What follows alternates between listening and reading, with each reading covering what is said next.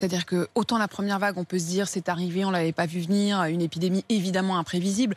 Mais là, on savait, on pouvait anticiper. Et ce que vous nous racontez, c'est que c'est l'improvisation. Nous n'avons pas anticipé. Il fallait maintenir un nombre de lits de réanimation ouverts, disponibles, libres, avec du personnel, en attendant qu'effectivement, nous ayons de nouveau des malades. On savait qu'il y aurait des malades. Alors, à quel rythme? Vous savez, là, il n'y a pas une explosion du nombre de malades. On a une pente qui monte progressivement.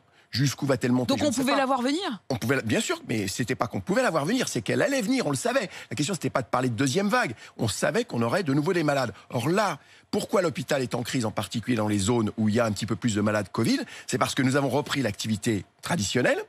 Et c'était très important pour les malades qu'on a laissés à l'abandon quand même pendant 3 mois. Je répète, nous ne sommes pas en capacité. Déjà, en fonctionnement normal, nous sommes sous tension. Vous savez, moi, en tant qu'urgentiste, ça fait 15 ans que je dis, tous les hivers, tous les étés, tous les longs week-ends, nous n'avons pas assez de lits de réanimation. Donc quand on a quelques dizaines de malades atteints de la Covid-19 en plus, eh ben le système craque. Voilà, c'est clair. Vous,